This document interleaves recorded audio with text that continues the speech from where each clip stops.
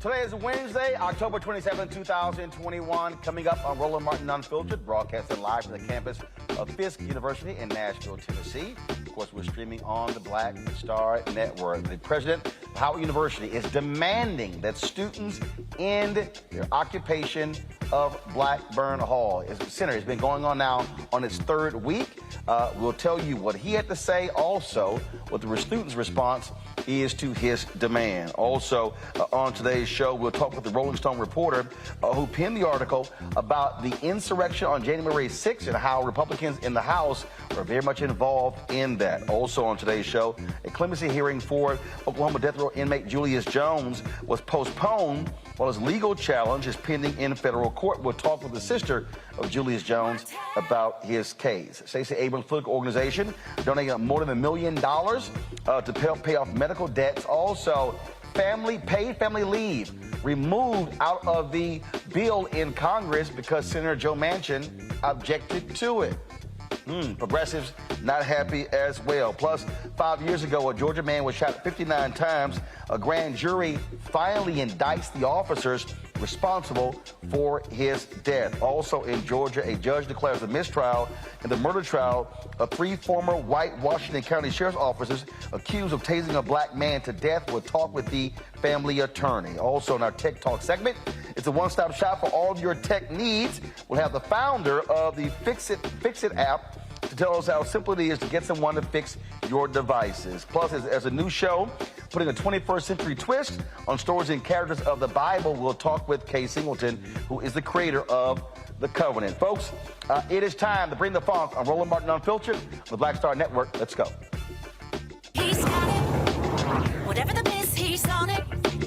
Whatever it is, he's got the scoop, the fact, the fine. And when it breaks, he's right on time and it's rolling. Best believe he's knowing. Putting it down from sports to news to politics. With entertainment just for kicks, he's rolling. It's on go, y'all. It's Roland Martin, Rolling with Roland now. He's funk, he's fresh, he's real, the best, you know he's Roland Martin now.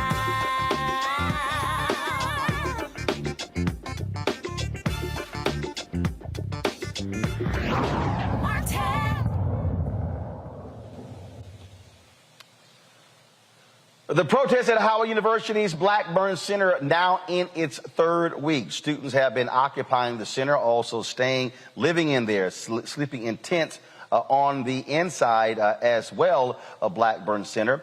They're demanding better housing conditions, also other changes to the university. Now, President Wayne Frederick, in an email sent across the campus demanding that students in the sit-in protest, he says, and this is what he wrote in part, there may be areas where we agree to disagree. That's the nature of a vibrant community. However, Howard University's proud tradition of student protest has never been and can never be invoked as a justification for tactics that harm our students. The current occupation of the Armour J. Blackburn Center is a departure from past norms. There's a distinct difference between peaceful protest and freedom of expression and the occupation of a university building that impedes operations and access to essential services and creates health and safety risk. The provost and university's general counsel met with leaders of the student protest and their legal counsel and engaged in a discussion regarding the path forward. As conveyed at that meeting, the university is willing to continue engaging in substantive conversations with student protesters and leaders regarding their expressed concerns. The occupation of the Blackburn Center must end. Now, the students responded with their own letter. They are asking for community support in this battle. They say, at this time, we are still calling on President Frederick to do the right thing. He refuses to give us amnesty, and because of this, we are in fear of retaliation. We're asking parents, alumni, faculty, the media, community, and national leaders to make sure students who have participated in this protest for the betterment of Howard University are protected and respected, not harmed. We want amnesty and honest negotiations, not retaliation. As I said, students are protesting living conditions and lack of support, basically from the university's administration. They're also demanding the following: an in-person town hall with President Frederick and the administration to be scheduled before the end of this month. The students want the reinstatement of all affiliate trustee positions on the Board of Trustees with voting power, and they want the president and chairman of the board to propose a meeting with student leadership outlining their housing plan to protect the incoming classes of Howard's immediate future. Now, again, they occupied the university's largest cafeteria and home of Student Life office since October 12th. On Monday, we talked to university leaders and students involved in the protest. And of course, this is, again, continuing, and they're getting support from different people around the country. I saw it before we came on the air. Cliff Albright, co-founder of Black Voters Matter, sent out a tweet calling for the support of these students. Let's talk this with our panel. Robert Patillo, he is the executive director of the Rainbow Push Coalition Peachtree Street Project. Xavier Pope, host of Suit Up, news owner of the Pope Law Firm, Law and Victoria Burke, writer with NNPA and The Griot. Okay, all right, glad to have all three of you here. Lauren, when you look at what's going on there, you look at the people who have actually gone by there, again, offering their support to these students. The university, again, Frederick comes out making his comment for the first time. And so this has also been a very contentious battle, saying he has not been responsive enough to these students. Yeah, and I don't know that the dictatorial approach that he's taking is going to work. I'm not sure we've ever seen that work with students on campus that have taken over a building or have had a protest. And talking to the students for the Griot, a piece I did for the Griot maybe about 2 weeks ago, they were talking about retaliation at that time. The students were very reluctant to speak and use their names. They had referred to instances of retaliation that they had undergone. I'm not sure why it's that difficult to have a town hall with students. You know, I mean, we have presidents of the United States that have town halls on national media all the time. Why can't the president of Howard University have a town hall with his students? And I think, you know, having that type of town hall, letting them air whatever it is their grievances are in public or in private, I mean, however they want to do it, I think would probably go a long way, because they keep saying that they feel like they're not being heard. And quite frankly, I don't see any evidence that they are being heard. I mean, I'm not seeing anything where the president is having meetings either with a smaller group of students directly or a large group of students at a town hall. So, I mean, I know that it's not easy to get publicly criticized. It's not easy to be criticized in the media. It's not easy to run a college or university in this moment when we had COVID and all these other difficulties that higher ed administrators have. So I'm not saying that Dr. Frederick's job is easy. It's not a job I've ever done, so I can't speak to some of the complications that I'm sure he has. But I'm not seeing a lot of outreach and a lot of basic communication that I think would take a lot of the pressure off. And frankly, I think this moment is happening because they're embarrassed, and they've been embarrassed in the media, and the story is starting to go more national. Robert, somebody sent me a tweet, and I commented about this, and I actually said that I am more than willing to moderate that town hall for us to also stream it on Roland Martin Unfiltered and the Black Star Network. That way you sort of have someone, look, I didn't graduate from Howard University. I have a niece who goes there, but I don't have any relationship with them.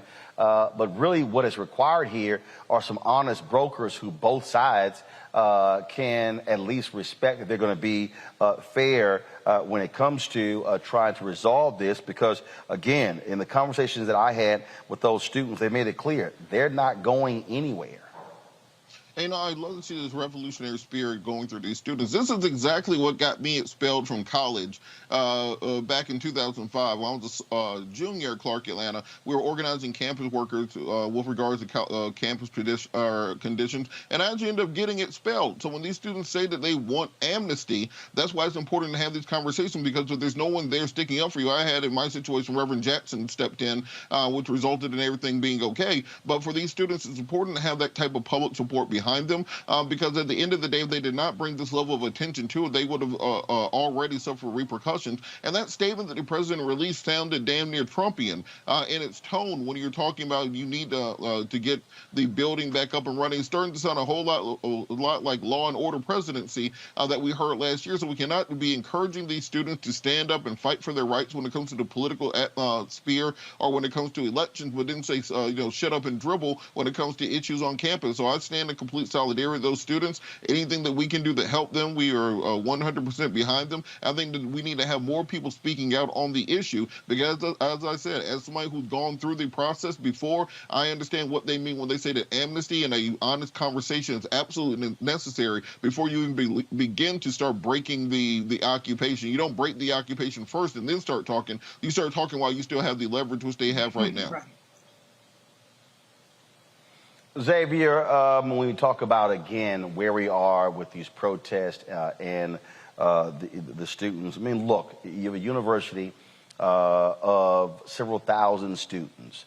At best, you're talking about, and again, this is from the students, at best, you're talking about 150 students who are involved in this. You don't even have 5%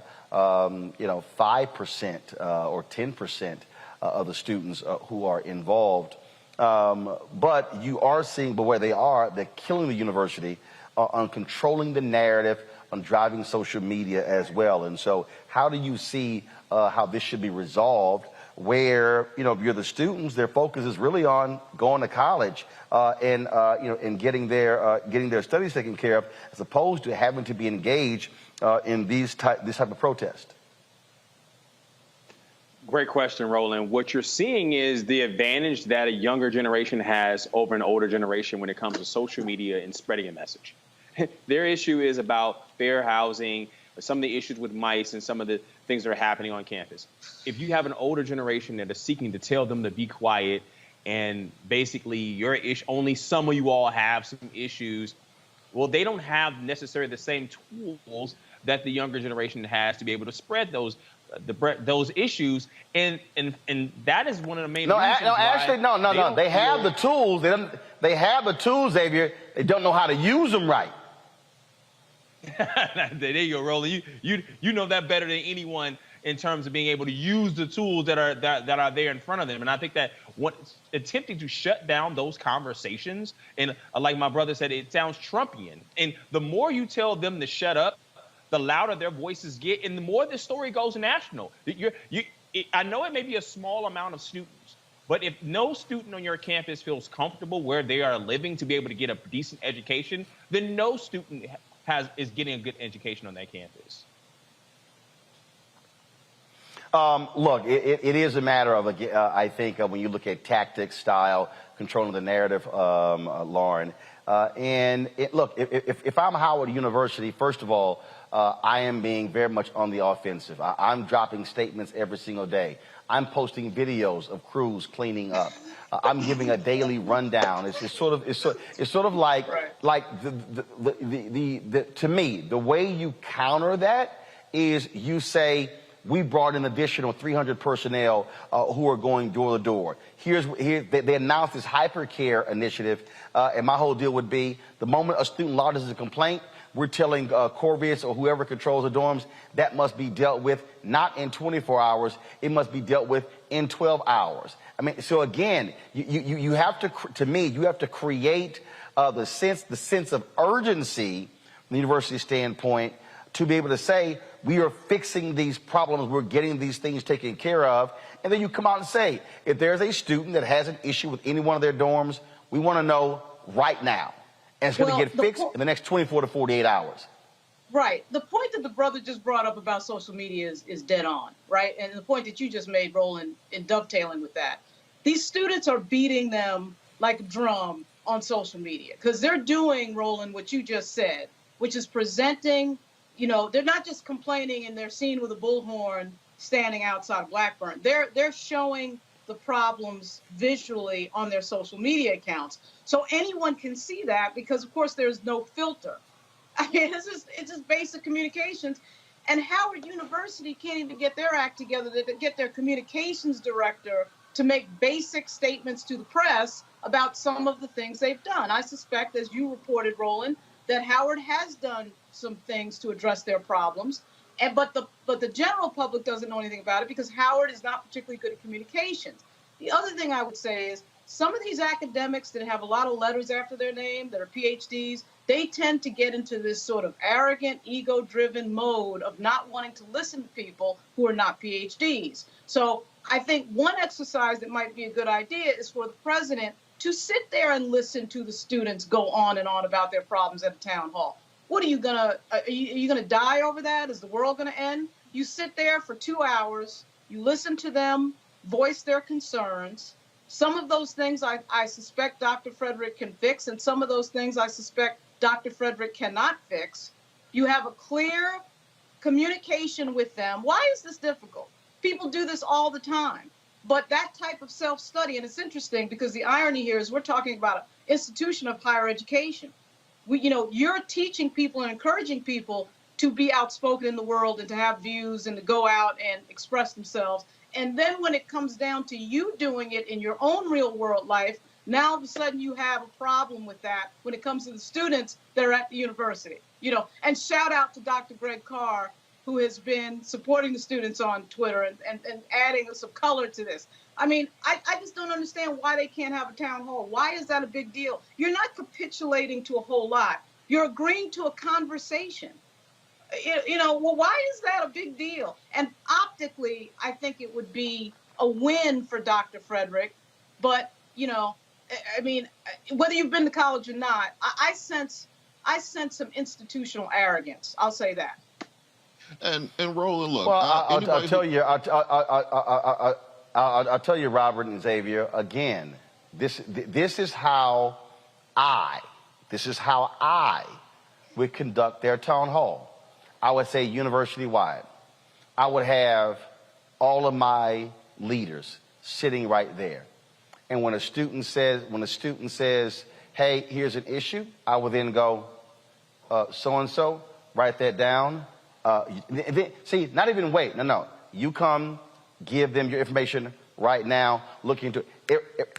See, again, that's how I'm handling town hall. See, I'm not even sitting here getting into a debate, a conversation, into an argument. Now, if somebody says something that's demonstrably false, then I think you correct it. You allow them to vent, and you simply say, that's who's going to be taken care of. And so then what you're doing is you're showing transparency and public accountability, saying, this is the person who's going to handle that issue. Oh, that's an academic issue? This is that person. It's a financial aid issue? That's that person. It's a housing issue? That's that person. And then what you do is you tell those companies that have the housing contracts, all of your top executives must be at this town hall.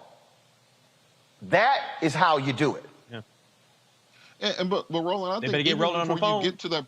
Yeah, I think even before you even get to that point, however, what's so hard about saying these students will have amnesty? That they will not be prosecuted, they will not be negatively impacted academically, they will not be expelled as a result of this. You can do that right now. Before you even have the town hall, before you do anything else, you can send out a tweet right now saying these students will be protected from any kind of reprisal as a result of their protests. As somebody who's been through it, I can tell you that's very important when you're trying to explain on a law school application why you got expelled from a university. So these kids' futures are on the line. And I think that that's something they can do right now before you even get to the optics of the town hall, to the optics of trying to control the narrative on what's going on with students, to the social media lapses. It's almost like an 80s movie where you have the students who are protesting the overbearing dean or whatever it is. You never beat the students. The students always win. So I think the university has to understand that they're going to, unless you want to alienate what finances your university existing, without students, you do not have a university. I think unless they want to find themselves in that situation, they will come to the table and capitulate to much of what the students are asking for,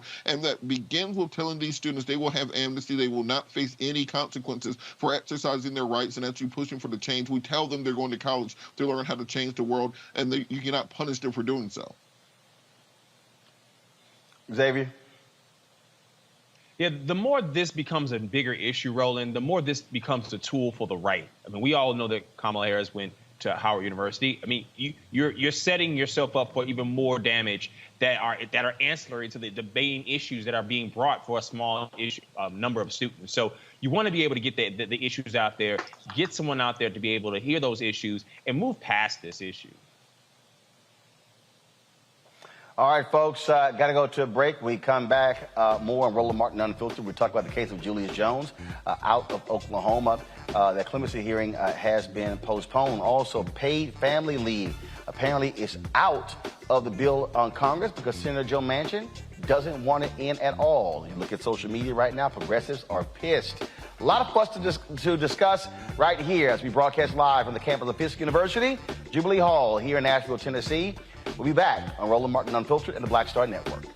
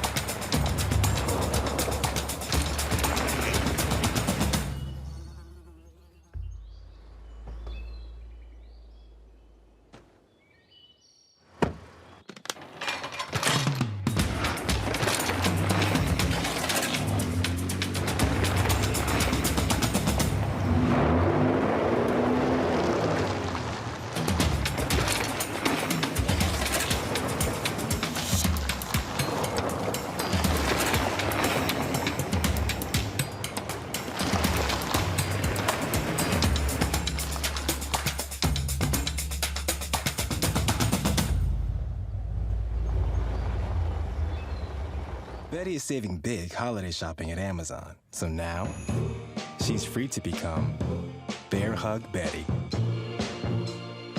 Settle in, kids. You'll be there a while. Ooh, where you going?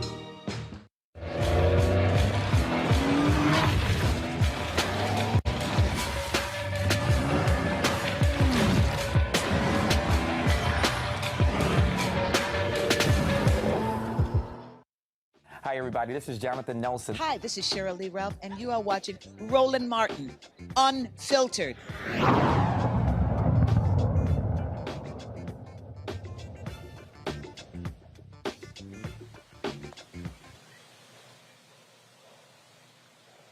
All right, folks, welcome back to Roland Martin Unfiltered here on the Black Star Network. Earlier this week, we talked about a story out of Rolling Stone that detailed House Republicans who were very much involved in the planning of the insurrection on January 6th. It broke down their staff, what their involvement was, the kind of phone calls that were going back and forth. It's certainly an explosive story that detailed more than, frankly, we've heard from the House committee investigating this. The reporter who wrote that story is Hunter Walker. He joins us right now on Roland Martin Unfiltered. Glad to have you here. It's interesting, Hunter. I saw Eric Erickson, who's a conservative. He tweeted earlier today, critical of media coverage of January 6th. I responded by saying, frankly, I think what happened on January 6th is being underreported. You have Condoleezza Rice, who goes on The View talking about, oh, you know what, Americans have other things they want to care about. We should move on. No, as your story laid out, the individuals and their staffs that were very much involved in the planning of what took place on that day, they are still in power. If the Republicans take control of the House next year after the 2022 midterms, those individuals will be in the majority. They will be wielding power. You know, I was there that day, Roland, and I absolutely agree with you that if anything, people are not paying enough attention to what happened. You know, watching it play out in front of my eyes, it was absolutely apparent that this was a violent attack on the very heart of our democracy that was, you know, perpetrated with, at the very least, support and encouragement from elected officials. And you don't need an investigation to know that. You know, Mo Brooks, congressman, stood on that stage and told people to fight. President Trump also told them to fight and encouraged them to march to the Capitol. There were members of Congress billed as speakers participating in that wild protest that was supposed to occur on the Capitol steps. It was also apparent to me just how violent this act was. the Capitol Police, who testified in July before the House Select Committee, have said they engaged in quote-unquote medieval fighting that day, as this crowd armed with weapons from clubs to axe handles that I saw in the crowd, absolutely just brawled with them on the steps of the Capitol. And it was also apparent to me that it could have been so much worse. Those officers have talked about, not being able to fire at the crowd. And I know at least part of that was because they were aware you would have had massive bloodshed, both with members of the crowd pulling their guns, which we know through police records that they did have, and also through trampling that would have occurred with the massive crowds that had breached the barriers. So this was a very, very, very serious incident. I mean, I was talking to a member of the Capitol Police today who said there are members still out with their injuries from that day. And a question I often ask myself and people who I discuss this with, what was the hashtag for January 6th? Was it Capitol Strong? What is the ribbon color? How are we honoring those members of law enforcement who held the line that day under the worst conditions? Well, I think the difference you have here is that typically when you talk about who is fighting for law enforcement, Republicans love to talk about that. In this case, they don't want to do a damn thing. Look at the Republicans who voted against honoring the police with the Congressional Gold Medal. It is abundantly clear that they knew exactly what took place. That's why House Minority Leader Kevin McCarthy has been fighting against this committee. They do not want, look how angrily he responded, threatening companies, saying, if you dare turn over our phone records, you're going to have a problem. They know what those records are going to show. And it's been interesting to watch the feedback through my story. I had Congressman Louis Gohmert of Texas, one of the members who I named as being, allegedly involved in planning out these rallies. Today he was taking issue with the fact that in one of my emails to him, I accidentally wrote she instead of he at one point. And he was, mocking the story as quote unquote vague gossip. And he never answered that email. And on Twitter today, he never answered any of my questions about what his specific objections are there. Members such as Lauren Boebert and the office of Marjorie Taylor Greene have responded by essentially saying they didn't plan violence. But that's not what my sources alleged. And I should note they credibly alleged this because I independently verified that they were involved in the organization of the January 6th protest and some of the related demonstrations against the election that occurred around the country. I also separately obtained documentary evidence that they were in touch with Boebert and Paul Gosar of Arizona on January 6th. And their allegation was not, necessarily that these members, specifically called for violence. What these members did was participate in quote unquote dozens of planning briefings with organizers where they strategized how to object to the election, both on the House floor and through these protests that occurred around the country, which were designed to pressure key senators to join them so they could have an official objection on the House floor. So they were directly involved in that strategizing, which frankly, Green and others have almost seemed to admit in their statements. But in the case of Paul Gosar, according to my sources, who again were in touch with him that day unquestionably, he went a step further, allegedly. And they claim that he and members of his staff dangled a quote-unquote blanket pardon that he said implied he'd discussed personally with Donald Trump as an encouragement to get them to host these events. And overall, they described all of this as sort of creating the condition for violence because you had people who were very angry. You had a substantial militia presence. And somewhere along the line, and I think it's key for the investigation to figure out who, how, and where, this went from a planned sort of road show to go along with objections on the House floor and turned into a march on the Capitol. We already know that one key figure in that is President Trump, who encouraged the crowd to make that march while he was on the stage. My sources described being livid and literally cursing when they realized that's what he was doing, because as far as they knew, that wasn't part of the plan. But they also implicated Mark Meadows, the White House chief of staff. And they said that, concerns were raised to him about this quote unquote wild protest that far right activist Ali Alexander was holding at the Capitol. And they say the concern was that the people were too angry, as my source said, quote, they weren't there to sing Kumbaya, and bringing them right to the side of the Capitol when they were fixated on the certification taking place on the House floor was reckless, in even the view of some people who partook in planning these events. Before I go to my panel with questions, Mo Brooks, why in the hell are you wearing body armor if the goal wasn't violence? And, before we go to the panel with questions. Go ahead. No, I was just going to say, before we go to the panel with questions, if we're talking about wardrobe, Roland, I just want you to know this is my Yankee baseball collection back here. Sorry, I got the wrong hand. That's a team that won a couple real championships without trash cans. I just got to specify that. I'm sorry. Yeah, and y'all got that ass whooped this year and last year and the year before that. So I understand how rough it is to be a Yankees fan, to spend all that money, and you can't even get out of the first round. I understand. It's all good. Let's go to my panel with questions. Ralph Patillo, you first. Well, I think it's very interesting the way the Republicans have decided to downplay the very nature of the insurrection on January the 6th, particularly when put in the historical context of angry mobs overthrowing governments in any of those democracies. But what exactly can be done to members of Congress who are found to have been complicit or who have been found to have, as Mo Brooks may have, specifically planned violence against their coworkers? What exactly can Congress do in order to punish them? Well, first off, I think you're making an extremely important point.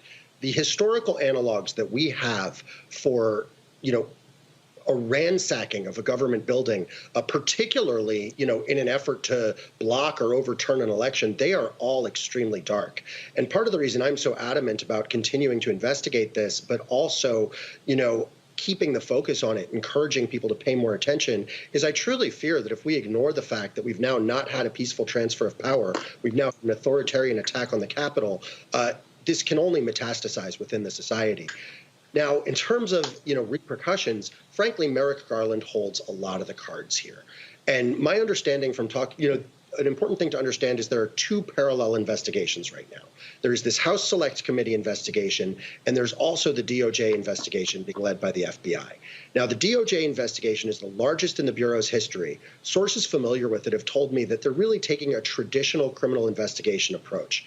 And that means, sort of operating with the target being a pyramid, and they're starting from the bottom and going up from there. And right now, that means arrests of the people who actually entered the building.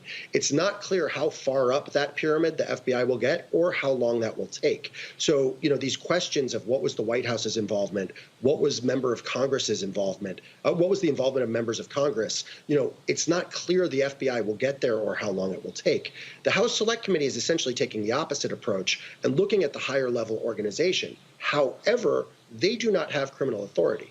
And as we saw when Steve Bannon tried to defy their subpoena, what they can do is make criminal referrals to the DOJ.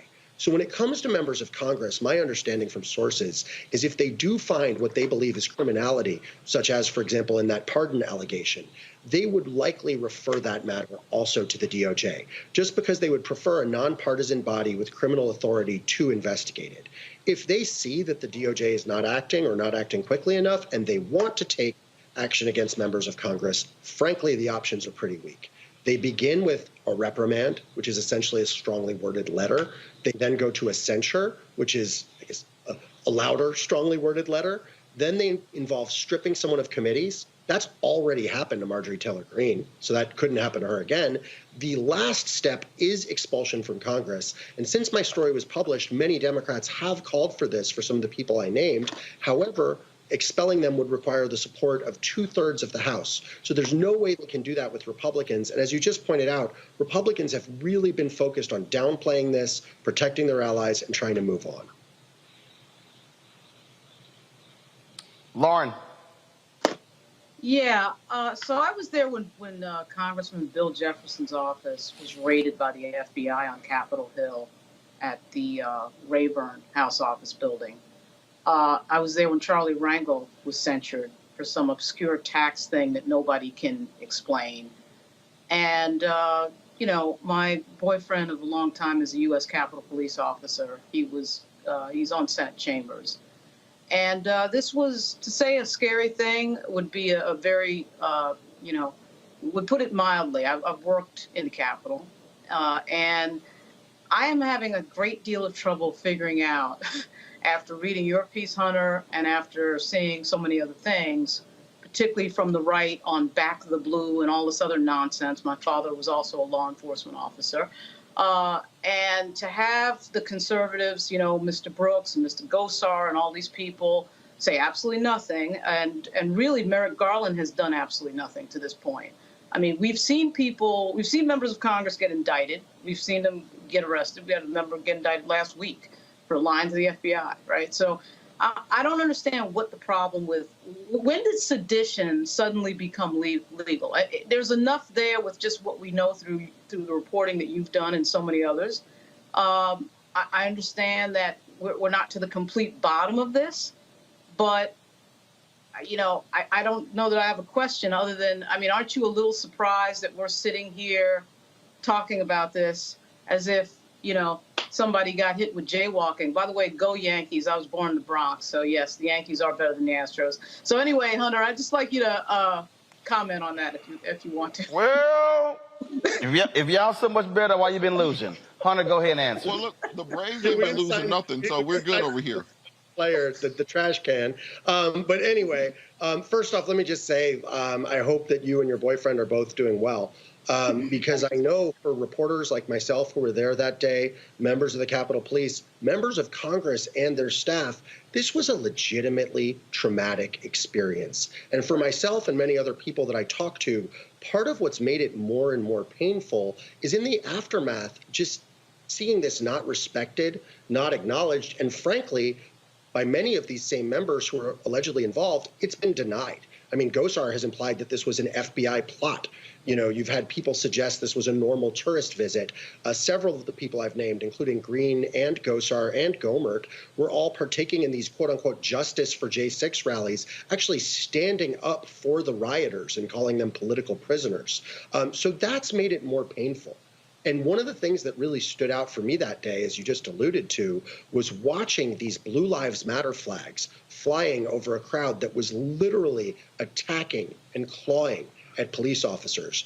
Notably, Capitol Police Officer Harry Dunn has been absolutely outspoken in House hearings about the fact that this crowd hurled racist abuse at these officers. And I believe it was Officer Ronel Aquino. I may have his name wrong, but he made a really important point that hit me pretty hard because I covered the Black Lives Matter protest last summer extensively. And he said, quote, "Why the different response?" The second those protests were happening, the next day, military, a slew of federal agencies, including DEA, the Bureau of Prisons, was on the street in D.C. I was in that crowd that was tear gassed at Lafayette Park. Rubber bullets and flashbangs were flying. We just simply didn't see that kind of reaction here. And as you're noting, we haven't seen it really any universal or strong condemnation from Republicans. In fact, at every level, including based on my reporting in the planning and in its aftermath, we see encouragement and defense. Xavier? 33 hearings, 7 investigations, and 11 reports about Benghazi. And the Republicans looking into an attack right here on American soil. What say you, Hunter, about the process in terms of the time it's taken to get to this point, including your reporting, and the change in the narrative in terms of how Republicans have basically put propagandized against January 6th, the upcoming midterms that will maybe shape that timing, and then also looking in future reporting that you're seeing in terms of connecting maybe some finance element of an investigation and tying some members of Congress to some of the planning associated with getting people to D.C., getting people involved in terms of hotels and all the different wranglings around that in order to look into it from another angle to be able to connect some of the causes of action. Well, the structure I outlined with Congress not having criminal authority and frankly not having, even much ability to, expel their own members for clear wrongdoing, that structure existed prior to this. So, if we're going to see reform on that front, it would be later down the line. When it comes to the FBI, I would just say publicly, it does not seem like there's a lot of activity. Privately, I do know they were talking about that sort of top-down structure, or sorry, bottom-up structure, not focusing on the organizers. It's unclear if after some of these revelations that we're seeing from my own reporting from the committee, whether or not that's going to change and whether we will see the DOJ take more aggressive action. I know, from talking to members of the committee, talking to sources familiar, as I alluded to earlier, many of them were personally deeply affected by what happened that day. And they are aware of sort of the clock going over their head with, the potential of a Republican takeover in Congress, the potential of another presidency and a DOJ that, as we saw, during the Trump years, kind of quashed legitimate investigations or allegedly quashed legitimate investigations. And I think what they're trying to do, and frankly, I'm trying to do something similar in my reporting, is present as many of the facts of what happened that day publicly as possible, both to potentially encourage the DOJ to act and also to encourage public awareness and perhaps public concern. So far, based on multiple sources I have who've talked with the committee, their focus actually has been on the financing. Questions of sort of who bought the stages, figures such as Mike Lindell, the organization Women for America First. However, what I do wonder is whether, in light of these witnesses who are now coming forward, these sources who spoke to me, whether in light of this information, they do start focusing on this question of members. Because I think that, political figures, whether they be members of Congress or allies of the administration, people such as Jared Kushner, we've seen them be sort of the third rail in Trump-era criminal justice. And what I mean is, situations like clear violations of the Hatch Act that just completely went unprosecuted. The question of emoluments just completely going unprosecuted. And as was alluded to earlier, there's a large, contrast between that and some of the aggressive enforcement we've seen in earlier years with earlier administrations. In this case, along with what went on with the members of Congress, I think, my sources in saying that Mark Meadows, the White House chief of staff, was a clear liaison between these activists and this political events and the White House, that would seem to be a clear Hatch Act violation to me. So, I think the fundamental question here is, will President Biden, his attorney general, and this committee focus on these things and demand or take action? All right. Hunter Walker, Rolling Stone. We look forward to seeing more reporting here. It's critically important to get all the facts, and so we surely appreciate it. Thanks a lot. Thanks so much for having me, guys. And just say one time, go Astros. Staying with the American League, Hunter, you and Lauren, you traitors. All right, y'all. Gotta go. I got to Atlanta. Yeah, we gonna have all y'all crying. All right, y'all, got to go to a break. We come back. We're going to talk about the case of Julius Jones out of Oklahoma. Why his clemency hearing has been delayed. That and other news on Roland Martin Unfiltered, broadcasting live from Jubilee Hall here on the campus of Fisk University, Nashville, Tennessee, on the Black Star Network. Back in a moment. Oh, that spin class was brutal. Well, you can try using the Buick's massaging seat. Ooh, yeah, that's nice. Can I use Apple CarPlay to put some music on? Sure. It's wireless. Pick something we all like. Okay, hold on. What's your Buick's Wi-Fi password? Buick Envision 2021. Oh, you should pick something stronger. That's really predictable. That's a really tight spot. Don't worry, I used to hate parallel parking. Me too. Hey. Really outdid yourself. Yes, we did. The all-new Buick Envision, an SUV built around you. All of you. Once upon a time, there lived a princess with really long hair who was waiting for a prince to come save her. But really, who has time for that? Let's go. Feeling myself. I'm feeling She ordered herself a ladder with Prime one-day delivery, and she was out of there. I'm with some hood girls looking back at it, and a good girl in my tax bracket. Now, her hairdressing empire is killing it. And the prince, well, who cares? Prime changes everything. Hi, I'm Eric Nolan. I'm Shantae Moore. Hi, my name is LaToya Luckett, and you're watching Roland Martin Unfiltered.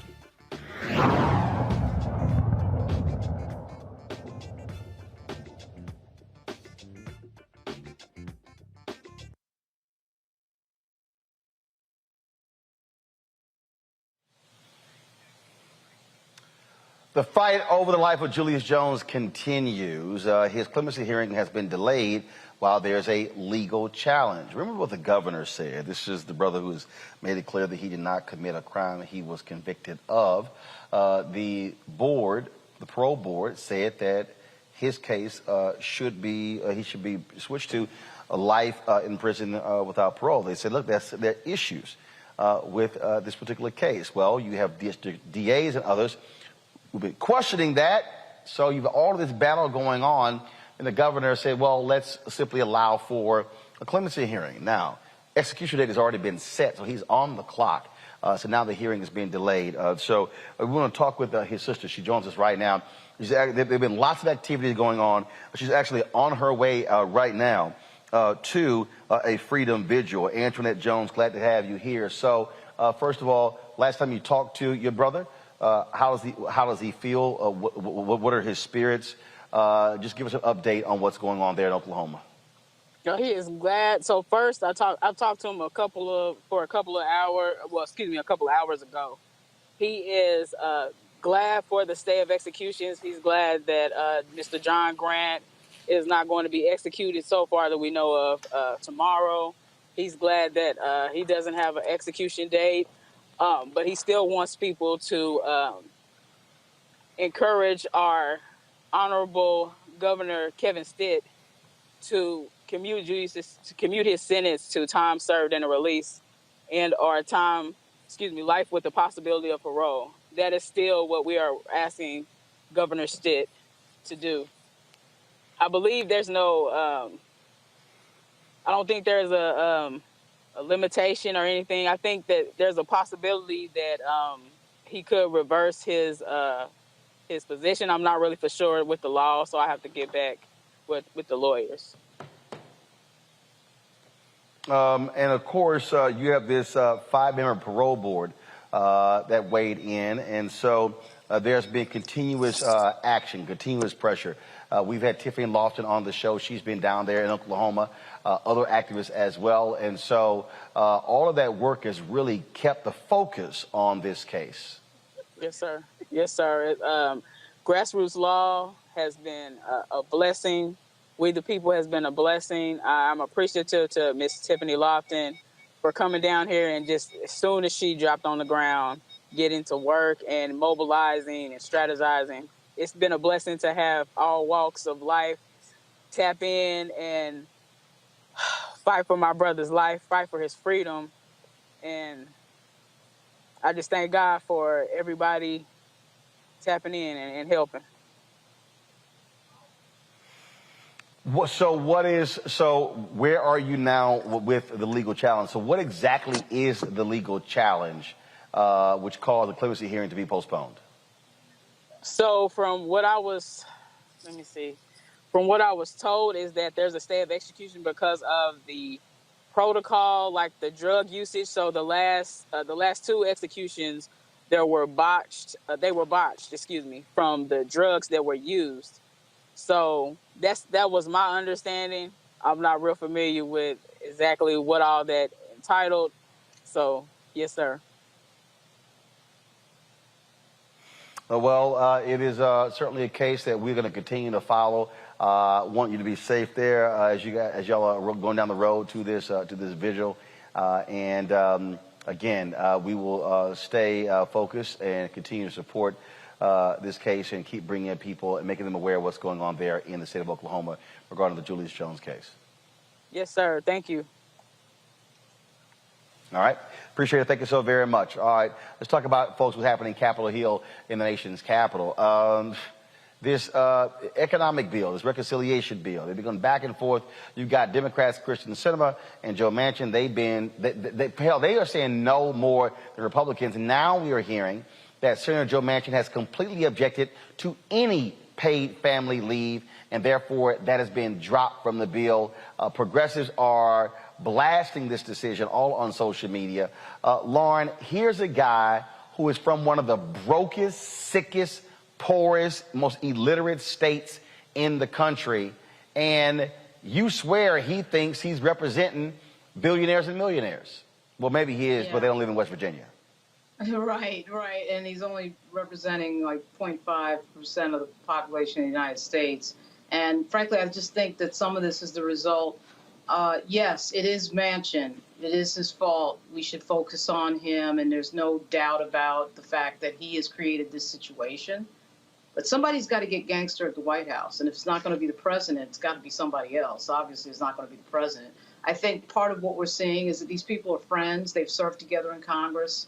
Schumer, we had this little silly back and forth in the media about how Manchin was saying that he and Schumer had this relationship like they were like brothers, and sometimes it gets loud. These people are friends. They're friends with each other. And most of them, particularly in the United States Senate, are millionaires. So I don't think that they have the sense of urgency that the average American has when these things happen. Even in the midst of a global pandemic that has taken the lives of over 700,000 Americans, if they don't have the sense of urgency now, when are they going to have it? When could it possibly be more urgent than what we've seen over the last year? So once again, I do think that you teach people how to treat you. People get away with what you allow them to get away with. They've allowed Kyrsten Sinema, who's a relatively junior senator, and Joe Manchin to run the table. And I don't see any real, ramifications. I don't see anything going on that would indicate to me a real sense of urgency from the White House. Unless we're going to find out later in somebody's book 5 years from now that furniture was moving in some of these meetings, which I don't think is the case because we haven't heard that, then what exactly have they been doing to exert pressure on Sinema and Manchin? Xavier, bottom line is the Joe who's really running everything is Joe Manchin. Yeah, he is. And here's Joe Manchin objecting to billionaire tax, saying that we shouldn't have a connotation of targeting different people when there isn't one billionaire in the state of West Virginia. But here he is wanting to get family paid leave off the books for this bill. Who does Joe Manchin really stand for? It definitely isn't the average American. And what are you standing for? People who don't actually live in your state in terms of the tax. I think it's ridiculous. I think this man is grandstanding. He wants it all about himself. Reports come out about him maybe switching parties, and then he says he's just doing some branding. So clearly it's all about the Joe Manchin brand. Well, that is the case. We also have seen Kyrsten Sinema not give a damn at all about her constituents, how she has been so dismissive of folks as well. And so what you're seeing is sheer arrogance. And the reality is these two, they're not on the ballot in 2022. They're up for re-election in 2024. Trust me, there's a lot of Democrats, progressives, who are not going to forget what these two have said and done. All right, folks, got to go to break. We come back. Our Black and Missing for the day. We'll also talk about what's happening out of Georgia. A couple of cases that have legal implications as it relates to how African Americans have been treated. That's next. Roland Martin Unfiltered, broadcasting live from Jubilee Hall on the campus of Fisk University on the Black Star Network.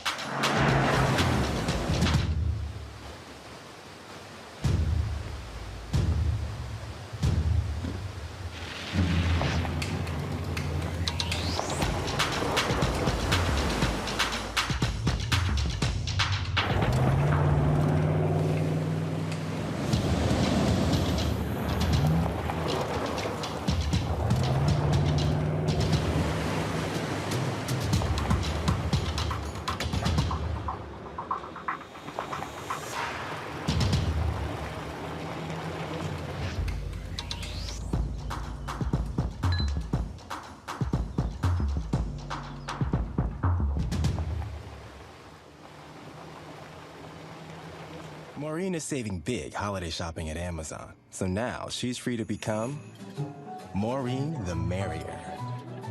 Food is her love language, and she really loves her grandson. Like, really loves. Hey everybody, it's your girl Lunel. So what's up? This is your boy Earthquake. Hi, I'm Chaley Rose, and you're watching Roland Martin Unfiltered.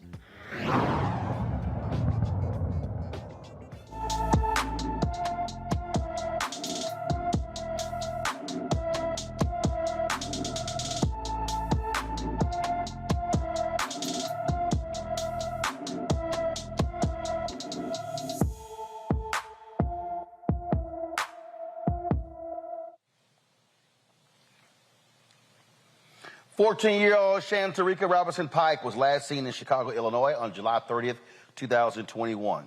The 5'2", 140-pound teenager has black hair and brown eyes. If you have any information on Shantarika's whereabouts, please call the Chicago Police Department at 312-747-8274, 312-747-8274. During the judicial inquiry into the death of Eric Garner, one of the New York police officers involved in the incident admits to making two mistakes in filing the initial incident report. It's amazing how they always seem to do that. Arresting officer Justin D'Amico acknowledges two critical errors he made in filing the report on Garner's death, writing that no physical force was used in the arrest and charging Garner with a tax avoidance felony. However, a top-ranking New York Police Department official testified there was no cover-up in the internal investigation into the officers. Of course, Garner was killed on July 17, 2014, after D'Amico's partner, Daniel Pantaleo, put Garner in a prohibited chokehold while arresting him.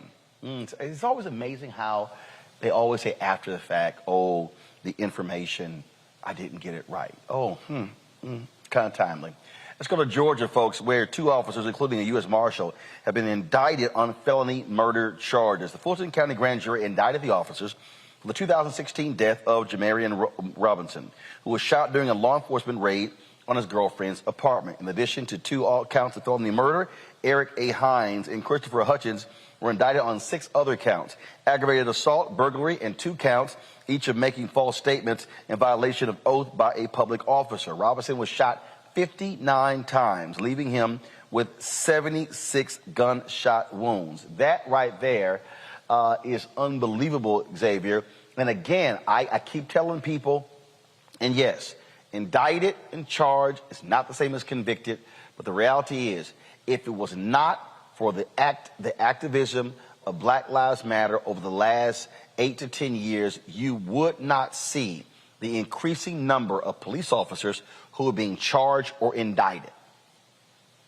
Roland, 76 is just unbelievable. I mean, that's just numbers astronomical to put in someone's body. First, with Eric Garner, how could a police officer put in a report that 10,000 versus 4 packs of cigarettes? I mean, 10,000 and 4 don't even look alike. Number one, in terms of, and what we're seeing is increasingly the lying that is on the paperwork to be able to do this is because they're allowed to do it. No one is holding them accountable for this, and only through activism are these records are becoming public knowledge. And I know that there's nothing that can be done with this inquiry in New York, but it still puts pressure and it still puts something on public record for something to be done in the future. And so that's the most important thing there. The ball is still being moved forward. I know people want more action, but there's something being done. And then also, it's really important that there's a focus on qualified immunity and things of that nature, but there really has to be a change in our laws that really focuses on the standard of conduct for police officers. And if you violate that certain standard of conduct, then it becomes criminal. We really have to put pressure on making sure that's the law that changes instead of relying on what the laws exist where we are currently. Lauren? You know, as the kid of somebody who was a member of the NYPD, I would say that the culture is that of not wanting to be questioned and really, just running the table on everything. So when you see this sort of impunity in paperwork, we see this, the things that are written down in paperwork and nobody pays any price for it. Obviously, that's part of the culture, unfortunately, of lack of accountability. A lot of these big city police departments feel like they are above being questioned. And you're right, Black Lives Matter did change the calculus, at least opened the door to being questioned. I mean, it's still a very rare thing that a law enforcement officer is prosecuted for anything that happens while he's on duty, while he or she is on duty. But you can see that at least we're questioning these things. At least, we're looking into these things. And I'm not sure why the profession of law enforcement is so sensitive about these issues, because everyone understands that these jobs are complex. It's a tough job. I actually think what's at the root of a lot of these problems is that we ask our police to do too much. We have no policy really for mental illness in terms of handling people who are mentally ill. We expect the cops to handle everything, literally everything. And the profession of law enforcement needs to be, I think, a little bit more aggressive about trying to figure out how to get out of some of these calls that they are involved in that really don't require somebody with a firearm.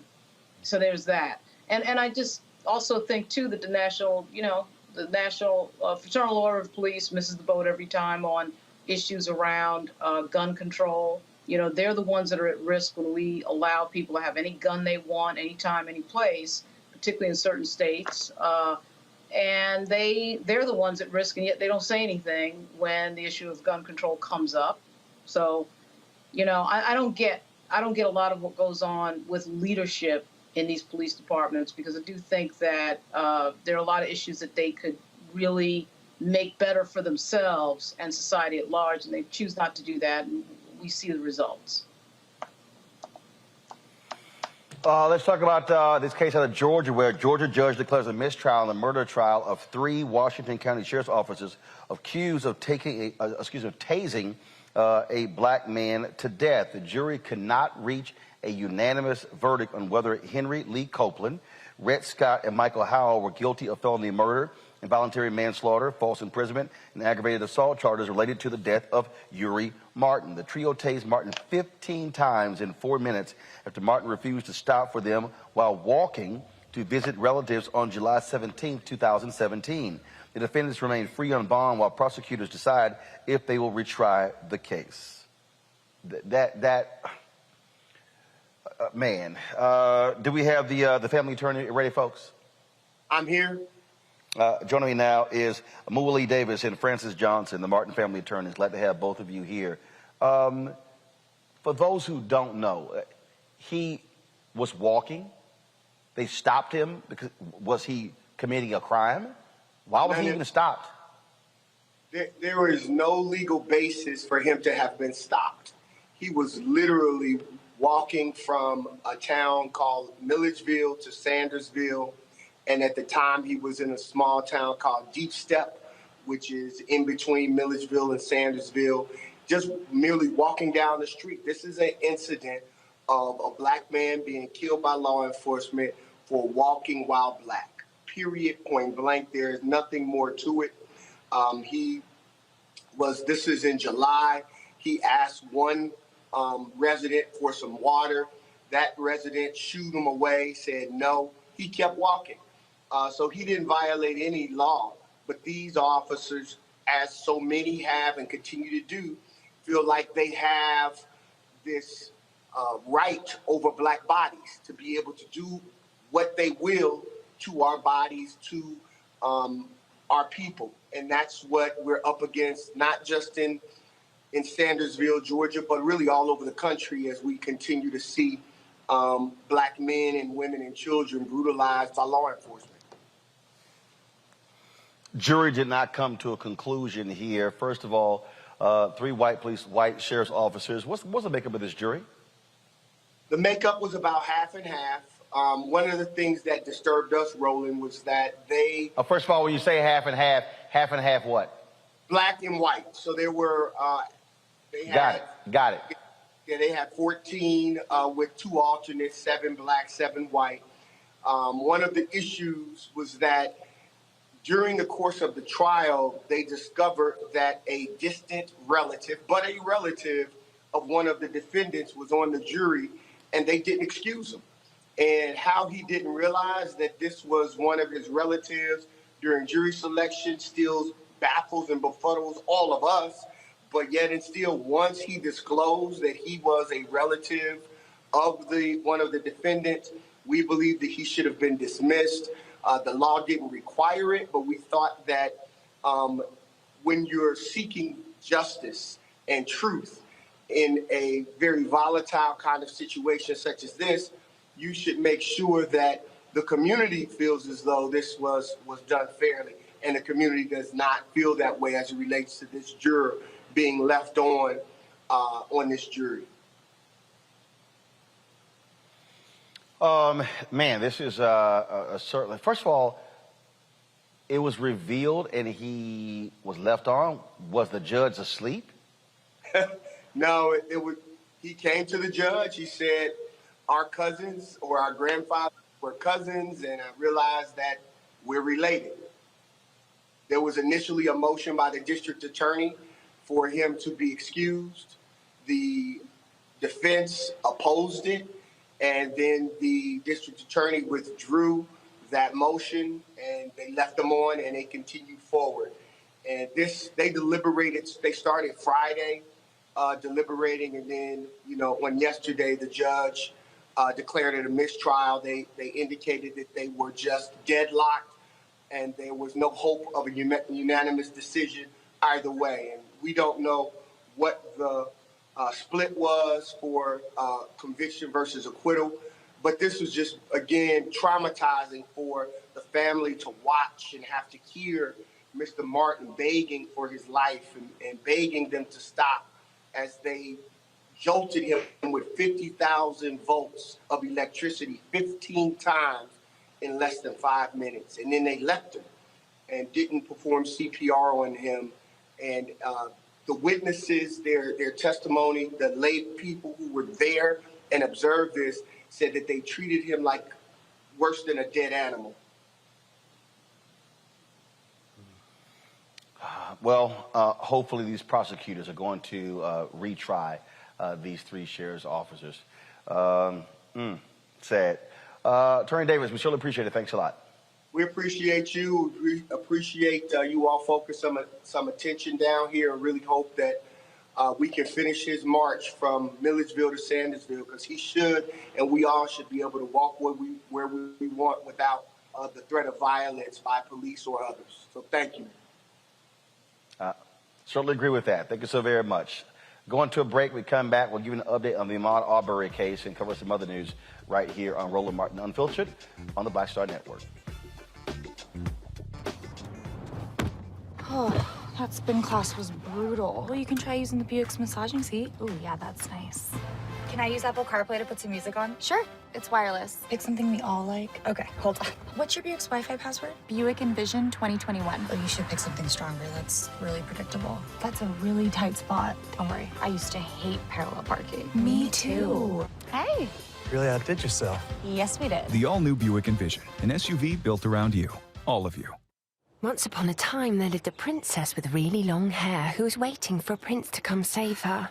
But really, who has time for that? Let's go. Feeling myself. I'm feeling She ordered herself a ladder with Prime one-day delivery, and she was out of there. I'm with some hood girls looking back at it, and a good girl in my tax bracket. Now, her hairdressing empire is killing it. And the prince, well, who cares? Prime changed everything. Hi, I'm BB Winans. Hey, I'm Donnie Simpson. What's up? I'm Lance Gross, and you're watching Roland Martin Unfiltered.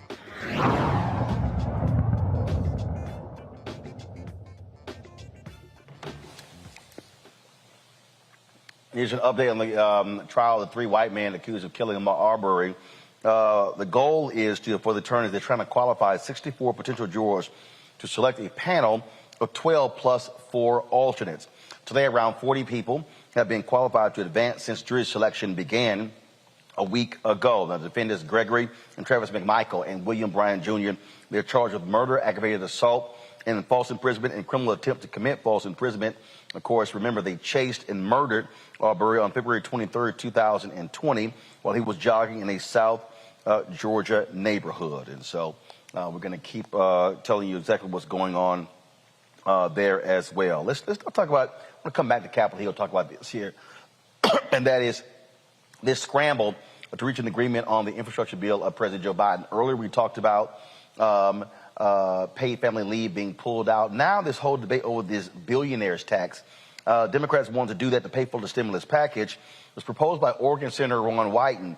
The billionaire tax will only apply to people with at least $1 billion in assets or $100 million in income for 3 consecutive years.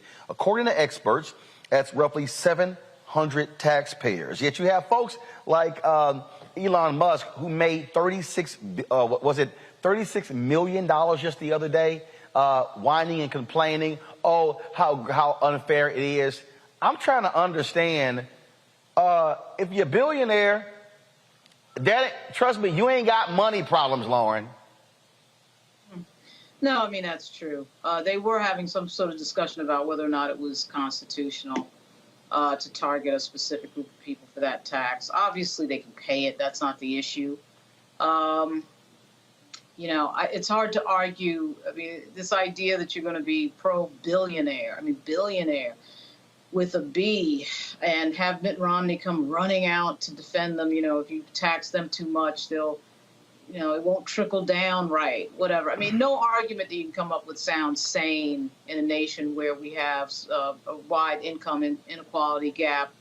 But I will say that it's amazing, isn't it? Because there's no political price to be paid for defending billionaires, apparently, because several senators came out against that tax very publicly and very loudly, and they pay no political price for it. As part of the culture that we have in the media of having these very short spans of attention and very short media cycles, you know, people can stand up there and defend billionaires at a time, again, at a time of global pandemic, at a time we have more than 40 million people in poverty, and nobody bats an eye. I mean, it's sort of amazing how that can happen. It was only like maybe 48 or 72 hours ago that we first heard about this tax idea from Senator Ron Wyden, and it's already gone. It's already come and gone in that short period of time. It's crazy to see the negotiations going on Capitol Hill, Xavier. And if people want to see how the rich are easily protected by Congress, they're getting all they need to know right now. Joe Manchin, once again, wants parents to prove that they're working to get a child tax credit, but billionaires, they get to do whatever they want, not pay taxes, if you want, get defended. But the sole reason that they get to show those who support them that one day you'll be rich, so support the billionaires, and once you get rich, you won't have to pay taxes either. I mean, it's amazing how the certain segment of our political population keeps selling the fantasy of one day you might get rich, and to be able to protect billionaires. I think is absurd. It is certainly that. Let's stay in Georgia, where Stacey Abrams, her group Fair Fight Political Action Committee, they're donating $1 million to cover the medical debts for people in 5 states. They're working with a nonprofit group, RIP Medical Debt, which is dedicated to clearing personal medical debt. They will use a donation to clear the debts of more than 100,000 people in Georgia, Arizona, Louisiana, Mississippi, and Alabama. RIP Medical Debt says Fair Fight's donation is the 3rd largest in its history. The group has wiped out more than $5.3 billion in medical debt since 2014. How about this, Elon Musk? If you want to do something, why don't you pay off the medical debt to, let's say, 1 million people in America? And guess what? You can get a tax write-off by giving to a nonprofit. How about that, Lauren? Yeah, what an idea. Elon Musk is too busy, you know, going to movie openings and being an attention whore to care about something with regard to anybody else other than Elon Musk. So that's unlikely to happen. It is good to see that Stacey Abrams is doing that. I'm pretty sure it's still true that medical debt is one of the biggest drivers of bankruptcy filings in the United States. And because this country has no health care program until Obamacare came along, right? I mean, there was no way to really easily get health care without going bankrupt if something happened. Right. It's really like the only industrialized nation that has that problem, and it's ridiculous. I do get a kick, Xavier, out of people like Elon Musk bitching and moaning about the government when the reason he is the billionaire, government tax breaks. Right. Yeah, sweeten the pot. How about sweetening the pot for those who are in debt right now? This is the worst time in the country's recent history to be in debt, whether it's medical debt, whether it's personal financial debt, or whether you owe money in terms of your housing and rent. That there are Americans that are struggling on a level that we cannot even comprehend right now. And we're sitting here battling over whether billionaires should be able to pay their fair share to be able to solve some of the issues in the country. I think that it's really interesting that they have the loudest say when they have the smallest amount of members in their group, 700, and they have the ability to be able to do the things to be able to pay their fair share. All right, folks, I'm here in Tennessee on the campus of Fisk University in Nashville. In this state, they've been having lots of battles over the removing of Confederate statues. Well, what was born out of that in Franklin, Tennessee was the adding of a statue acknowledging enslaved Union soldiers.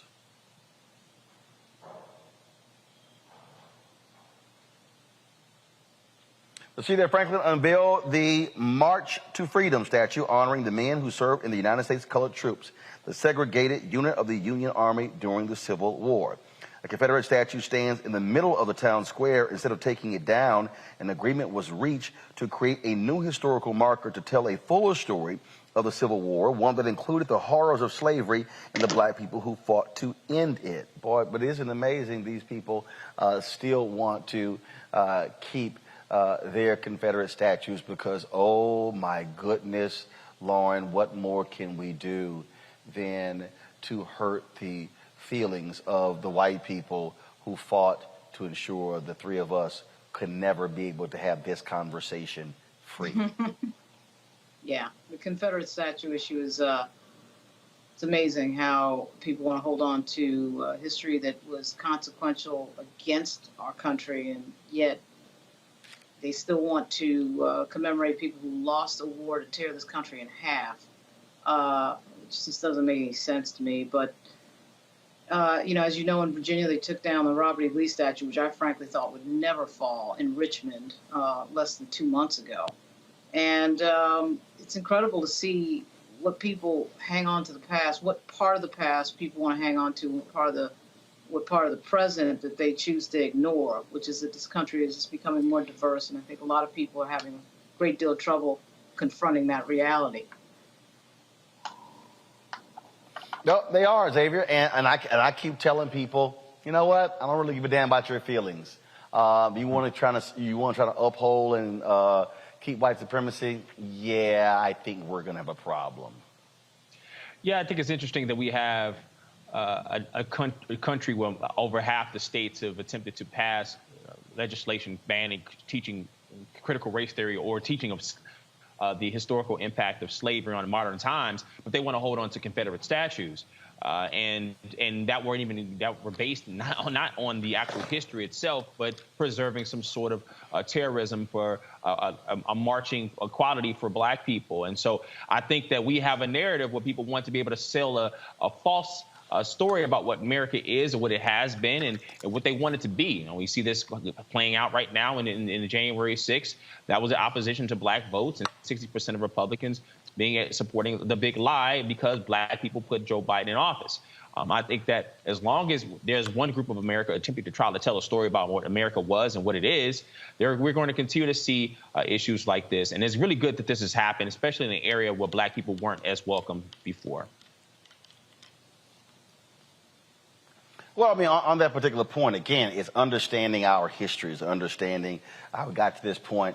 You see this nonsense happening right now, Lauren, in the Virginia gubernatorial race, where Glenn Youngkin is making a big deal out of a Toni Morrison novel because some white woman, oh my God, my child is reading about these horrible things. And you're going, seriously?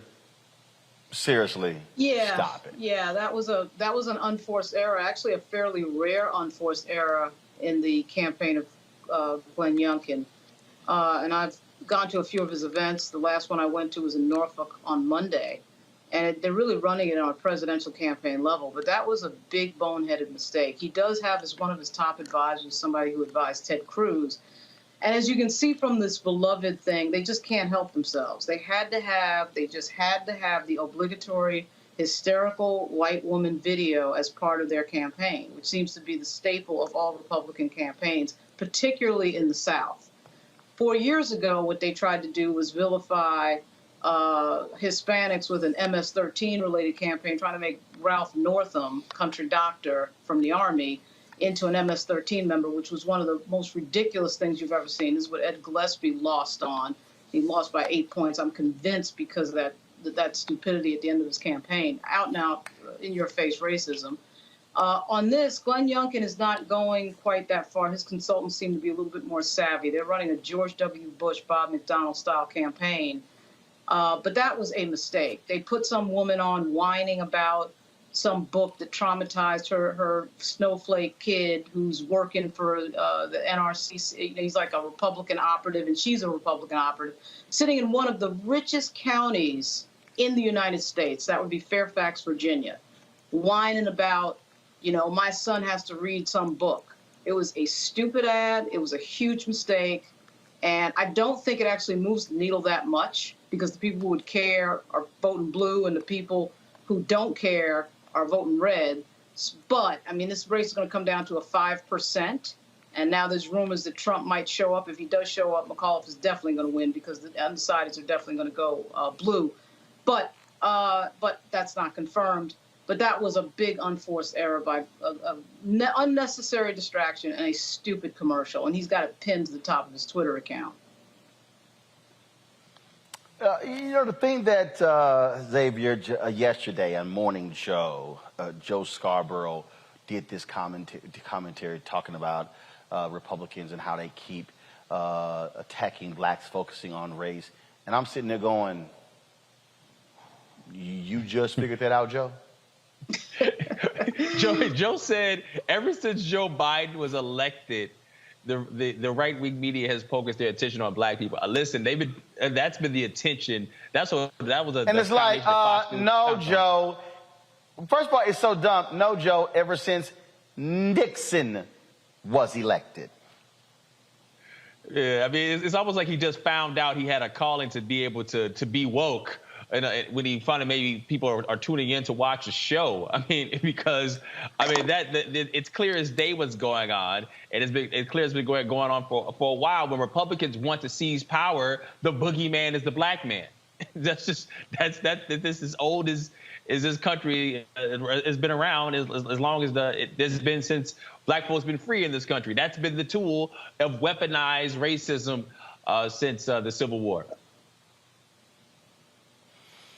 Lauren, I really did get a kick out of Joe Scarborough, this revelation. It was like, oh my God, what Republicans are doing? They're attacking black people. Yeah. I don't understand. Joe Scarborough is from Florida. He was a member of Congress from Florida, conservative. And from time to time, he does say things on the air which would, obviously acknowledge that there's a racial component in so much of our politics and so much of our history. And then at other times, he says something boneheaded like that. I'm not sure what is so, hard to remember about George Wallace's famous quote, which I won't completely say on the air, about not being out N-worded. And what is so hard to remember about Lee Atwater, that's basically modern politics. We're not going back to the Civil War era. We're just talking about really the last 50, 55, 60 years. And so Joe Scarborough should be able to remember that history. It is Lee Atwater. It's the Southern Strategy. It's Barry Goldwater. They always do this in these campaigns. And, of course, with Donald Trump sitting around, it's getting more brazen. This idea of, really ever since, if you go back, ever since George Wallace's run for the presidency, we can point to the specific moment in campaigns where black people are used as a scare tactic to make white people vote Republican. Okay, so, obviously Ronald Reagan had the welfare queen thing. And, we see it certainly on the state level all the time in these races. We're going to see it. I was surprised, actually, we saw it in Virginia this round, because Youngkin's people have been very careful about what they've been doing. But it's like they can't help themselves. They always think that they've got to get white people scared to come out and vote. And they're so not willing. No. They do.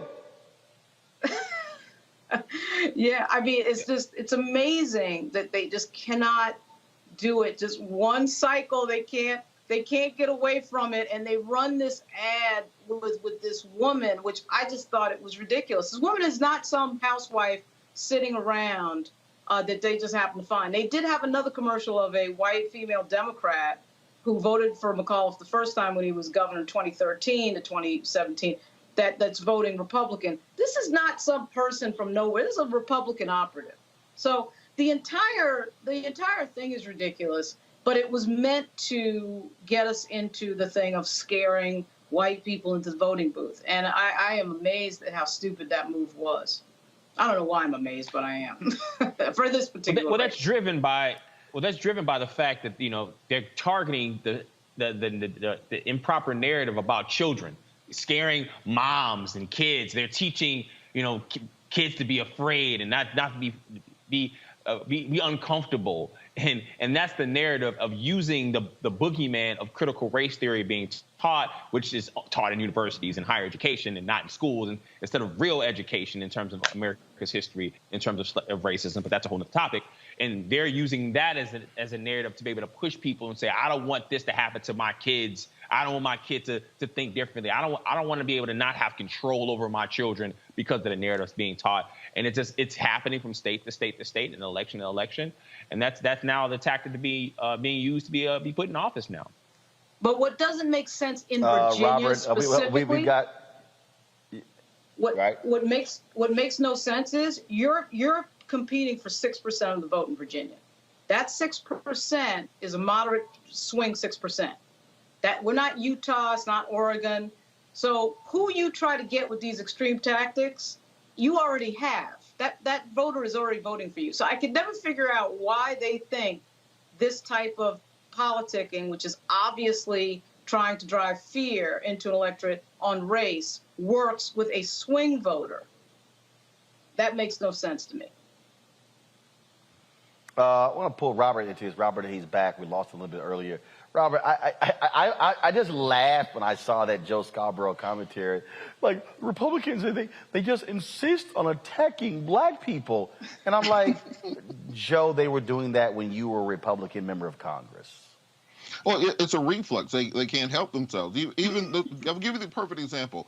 2 or 3 weeks ago, when we had the issue of the migrants coming across the Texas border from Haiti, you had Democrats dead to rights. All you had to do was double down on the treatment of Haitian migrants coming across the border as Republicans. Say, look, this is exactly what we told you Joe Biden was. We told you about Jim Crow Joe and all that stuff. They couldn't even do that. They couldn't take the layup. They decided to double down on the side of the Border Patrol agents whipping the Haitians crossing the border. That is how deeply entrenched racism is in the Republican Party. Oh, wait. Then you had Donald Trump going, they're bringing AIDS with them.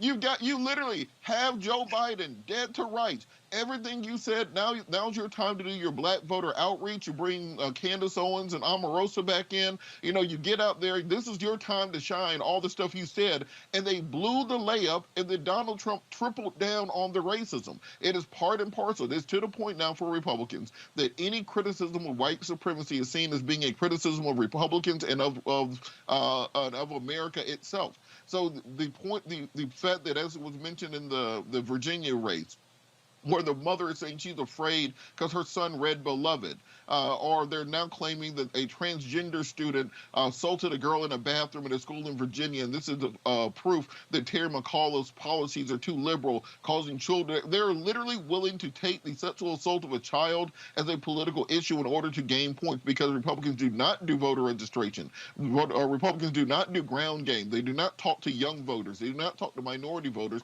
So all they can count on is maximum turnout from scared old white people, because the blacks and the gays and the Mexicans are coming, and they have to do something about it. But as Lindsey Graham said a long time ago, there are not enough old white men aren't being born day by day to keep the Republican Party afloat, and that's why it's so important to get that kind of federal legislation in place, like the John Lewis Voting Rights Act and the For the People Act, because those things are needed to put these things to rest.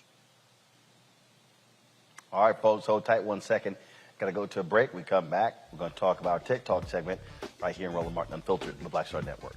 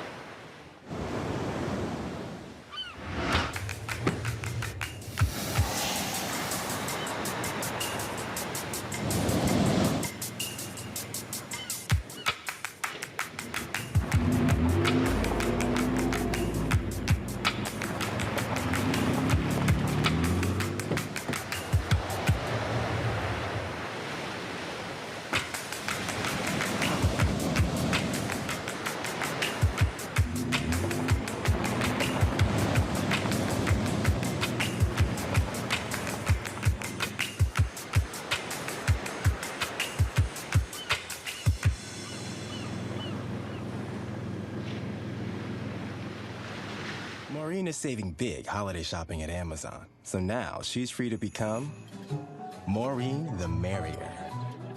Food is her love language, and she really loves her grandson.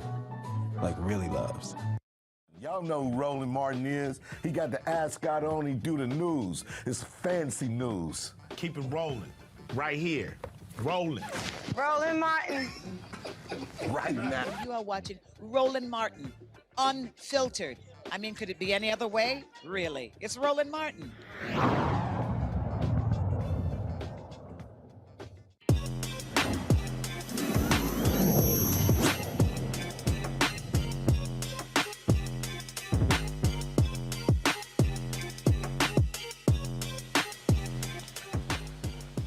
All right, it's a whole bunch of y'all ain't got no idea how in the hell how to use these devices. Something goes wrong, you can't get it fixed, you don't know what to do. Well, there's an app called the Fixed app. Joining us right now and talking about is the CEO about this, Luke Cooper. They're, of course, they're out of Baltimore. So, Luke, how did you do this mobile on demand? So explain how it works, because trust me, there are a lot of people, they don't want to go to the Apple store. And got other people got Samsung phones. They don't know what in the hell to do. Something happens. They don't know who to call. You call places now. You're talking to somebody in another country. And then, of course, you're confused. I mean, it's just drama. So exactly what is the Fixed app? Great question. It's great to be with you today, too, Roland. Yeah, the Fixed app came into inception when I dropped my phone on a bus in Boulder. I was there doing a Tech Stars program, and everyone around me had the same reaction. Fortunately, I was in Boulder, Colorado, where people were a little less biased, right? And I could walk around the bus and ask questions. And when I started to ask people why they had the same reaction, it was all because of the complexity, the expense, the inconvenience of going to the Apple store. A lot of people don't know this, Roland, but there are 50,000 daily Genius Bar requests. But there are only like 400 Apple stores. So when I started to think about that math, it just made sense to offer this service to customers. Now the company is owned by Assurant, and I'm excited about the next phase of growth with it. But it does exactly what you described it to do, which is get your phone back in your hands, very, very quickly. Okay, so how does it work? Meaning, okay, if something happens right now, okay, do they come to me to fix it? I mean, so walk me through the process. Yeah, that's exactly right. So you sign up so Fixed doesn't serve individuals. We serve large scale enterprises. When I started the company, we were initially going after consumers, but we saw that was a very expensive proposition. And so we pivoted and began to focus on big companies. And when we started to focus on big companies, we saw our success just scale, and we grew revenue 400% year over year. I raised $7 million, including a $3.5 million Series A, hired roughly 80 people. A lot of them didn't look like me, and that was also a challenge, right? Showing up as your whole self in scenarios where people are just getting accustomed to the idea of having a black boss, black CEO, or black manager or anything.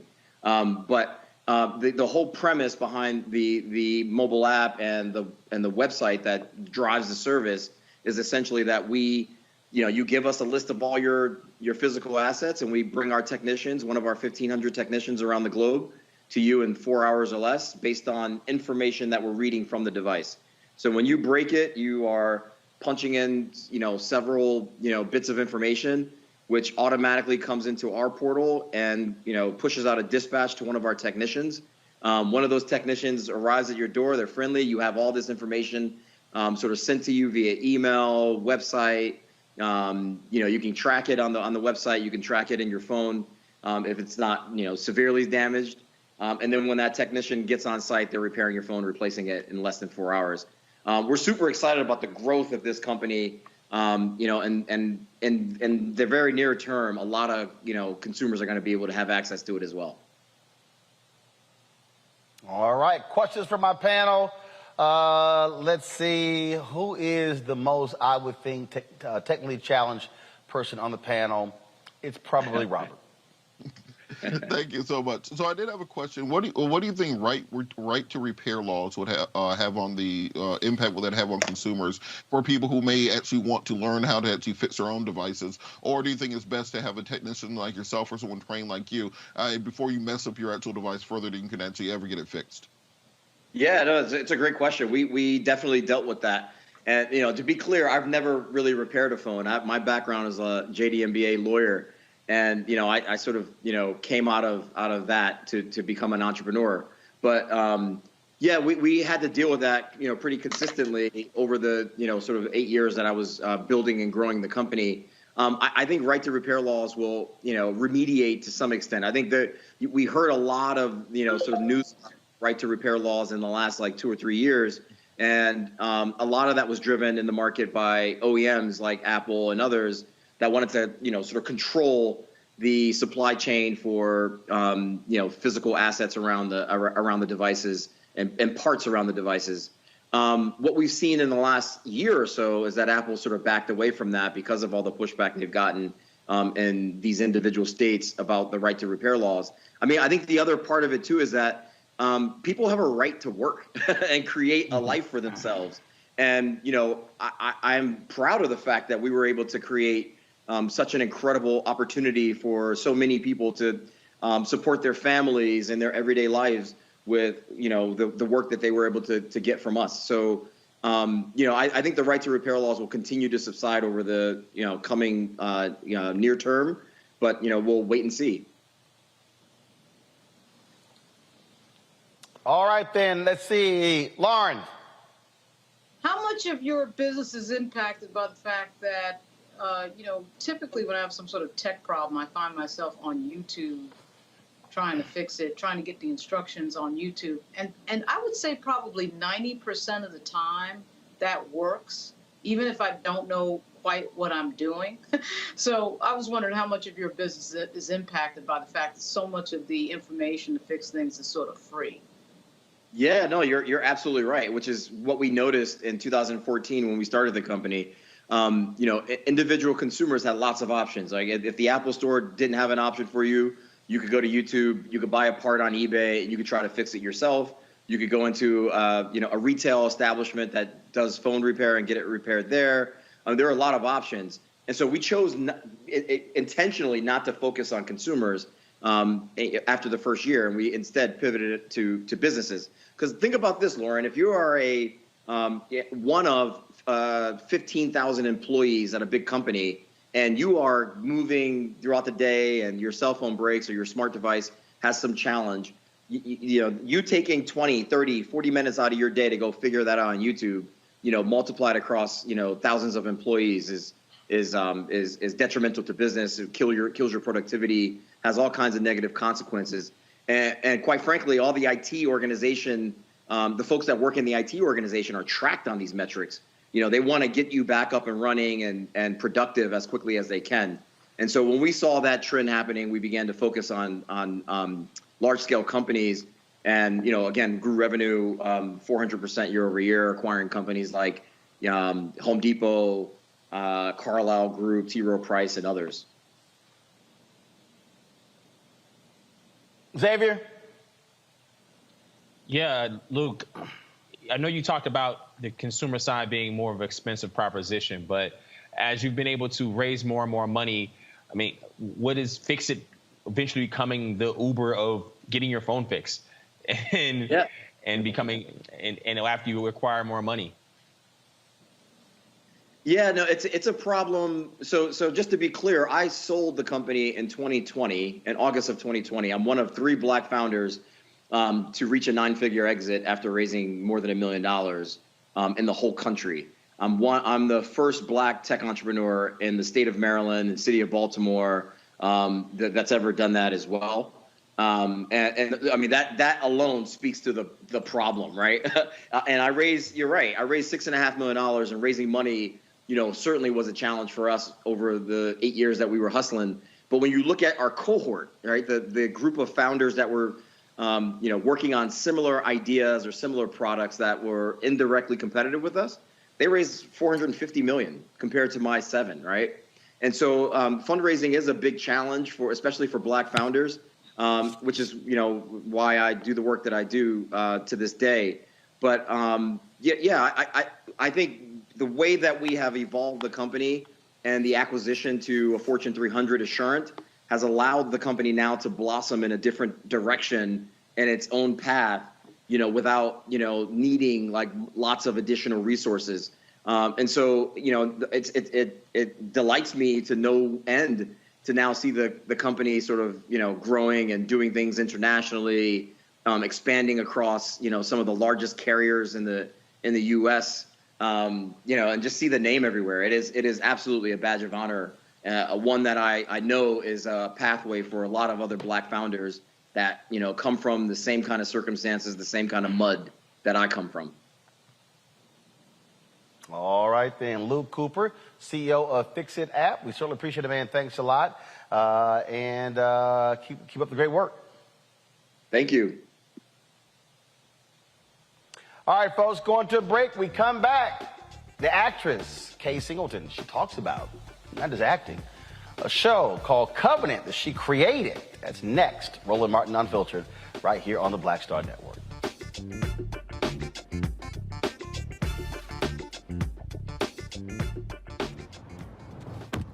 Oh, that spin class was brutal. Well, you can try using the Buick's massaging seat. Ooh, yeah, that's nice. Can I use Apple CarPlay to put some music on? Sure, it's wireless. Pick something we all like. Okay, hold on. What's your Buick's Wi-Fi password? Buick Envision 2021. Oh, you should pick something stronger. That's really predictable. That's a really tight spot. Don't worry, I used to hate parallel parking. Me too. Hey. Really outdid yourself. Yes, we did. The all-new Buick Envision, an SUV built around you, all of you. Once upon a time, there lived a princess with really long hair who was waiting for a prince to come save her. But really, who has time for that? Let's go. Feeling myself.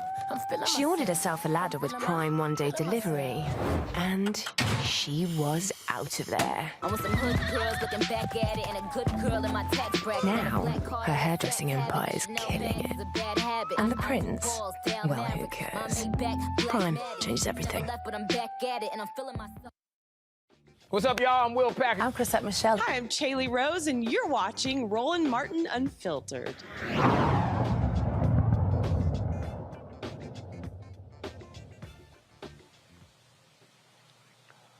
All right, folks, so a lot of TV shows out here. How about one that talks about and deals with the Bible? There's a new show called Covenant, and it really brings it alive. Here is a peek into what the show is about.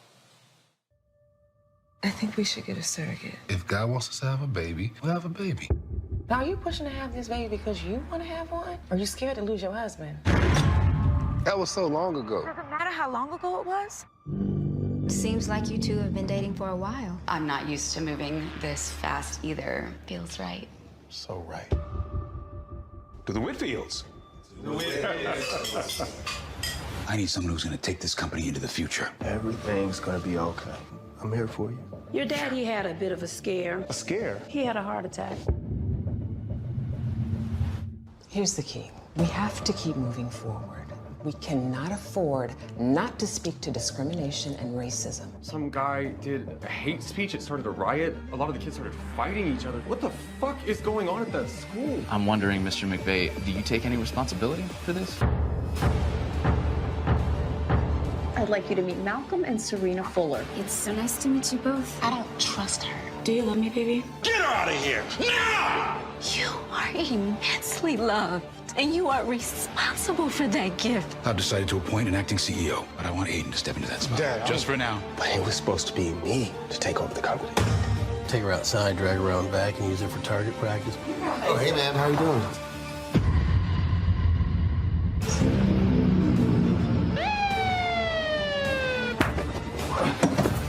Are you what? We're here to hold you accountable, and you will be judged. All right, the founder, Kay Singleton, she joins us right now. Kay, how you doing? I'm good. How are you? Happy to be here. All right, so when you and I sat down, I was at the YouTube Black Summit in Atlanta, 2019. You were talking about writing, want to do your own show, not just acting, and the culmination of this, getting the green light for Covenant. But what's interesting is that, again, I purposely set it up that way. When people talk about, this is a biblical show, I know people were thinking, oh my goodness, here come people wearing sackcloth, and folks walking around Africa. But no, so explain why you wanted to take these stories of the Bible, but give it a real life modern day twist.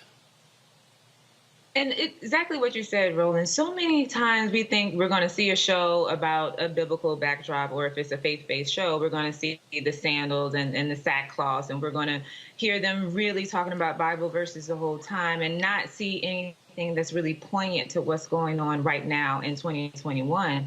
And because I wanted to appeal to all kinds of audiences, whether you went to church or whether you don't go to church, whether you know the Bible or not, I wanted everybody to be able to enjoy something. And I wanted to appeal to millennials, Generation X, Y, Z, everyone. And so in order to do that, I needed something that was timely, that was thrilling, that was suspenseful. And I wanted to put it in a time and in things that we actually go through every single day, whether it's infertility, which was in the first story, The Promise, whether it's the virus that is going on in the second story, The Vow, generational curses is in the third story, and the fourth story, oh my goodness, it touches on conspiracy theories and race issues and white supremacy. So it's just, we get into it.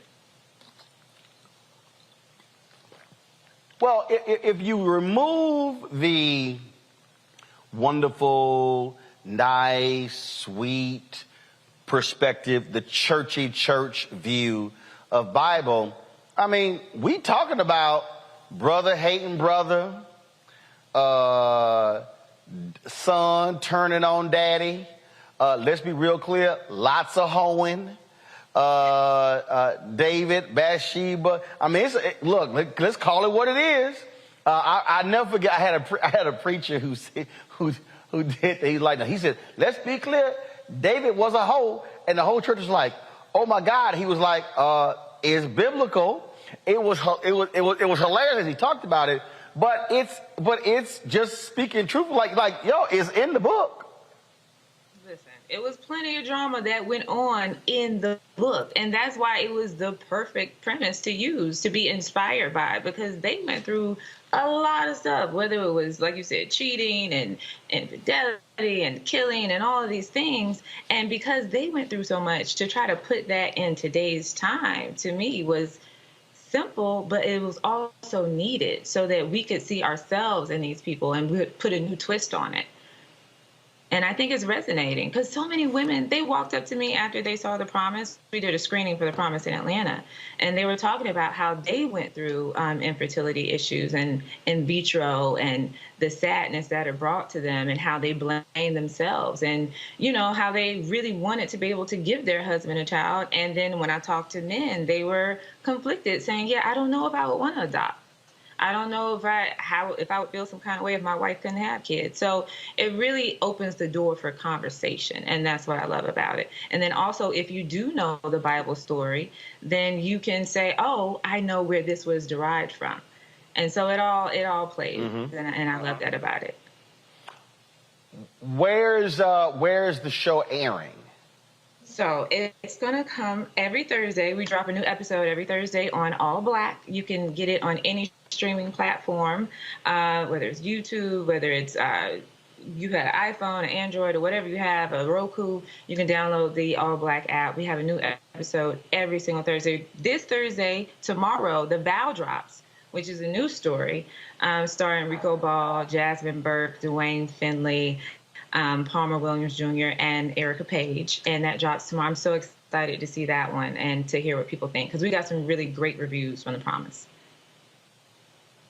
All right, questions from my panel. Let's see who's probably the most biblical on my panel. Xavier, I guess I'll go with you.